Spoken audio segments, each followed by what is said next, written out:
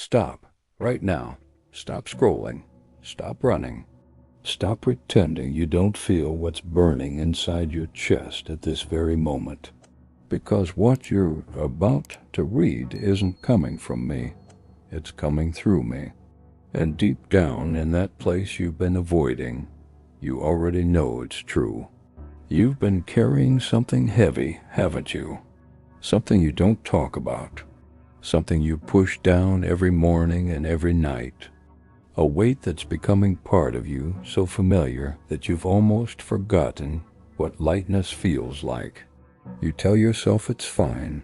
You tell yourself tomorrow. You tell yourself you're strong enough to handle it alone, but your soul is exhausted. God has been whispering your name in the silence you keep filling with noise. Not in judgment, not in anger, but in desperate love, the kind of love that refuses to watch you destroy yourself slowly, quietly, in ways no one else can see. You feel it most at night, don't you? When the distractions fade and you're left alone with your thoughts. When your heart starts speaking the truth your mouth won't say. When that ache rises up, the one that tells you something is deeply, profoundly wrong. Not with the world, with you, with the path you're walking, with the person you're becoming. That's not anxiety. That's not overthinking. That is your Creator calling you back from the edge of something you can't see yet, but He can. And every day you ignore it, you take one more step toward a place you were never meant to go. You keep ignoring it because facing it feels impossible. It would mean admitting you were wrong. It would mean letting go of the very thing you've been clinging to for comfort, even though it's slowly poisoning you. It would mean change, and change feels like death when you've grown comfortable in your cage. So you distract yourself. You scroll endlessly.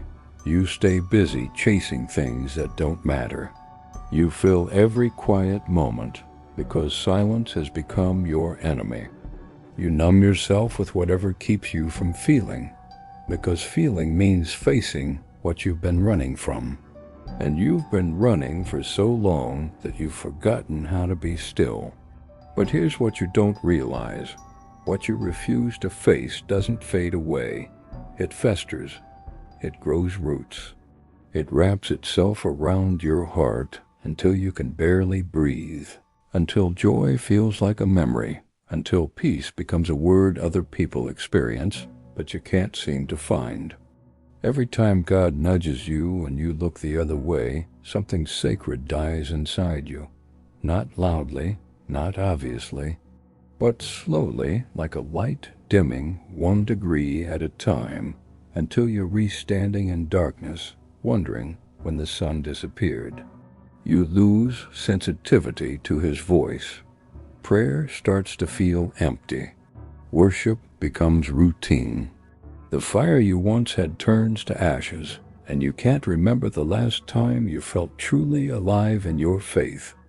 Not because God abandoned you, but because you've been walking away in slow motion, convincing yourself you're standing still.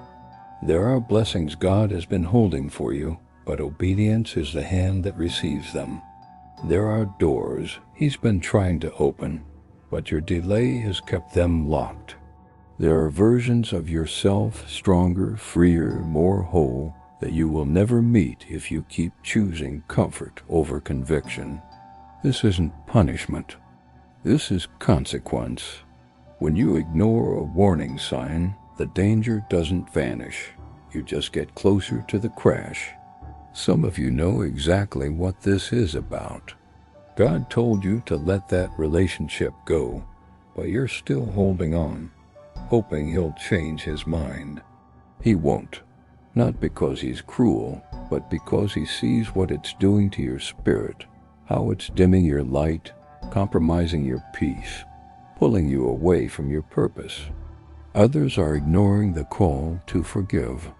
You know you need to release someone, but the bitterness feels like power, and letting go feels like losing. So you hold on, and slowly, so slowly, you don't even notice unforgiveness rewrites your heart. It makes you bitter, cynical, hard, until one day you look in the mirror and don't recognize the person staring back. Some of you are ignoring a habit God's been asking you to surrender. You tell yourself it's not that bad. You tell yourself you can stop any time. But deep down, you know it has more control over you than you have over it. And every day you delay is another day it tightens its grip. You can say, I still believe in God, and mean it. But belief without obedience is like saying you trust a bridge while refusing to walk across it.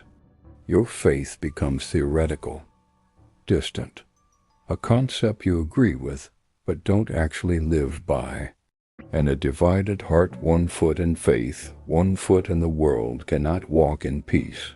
It can only limp. God is patient, yes, more patient than you deserve. But patience is not permission. Grace is not approval.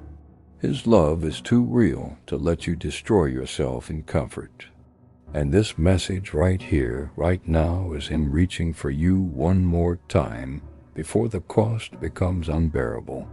If you keep ignoring this, it will cost you spiritually long before anyone notices outwardly. You'll grow numb where you once felt passion. Prayer will become a chore instead of a conversation.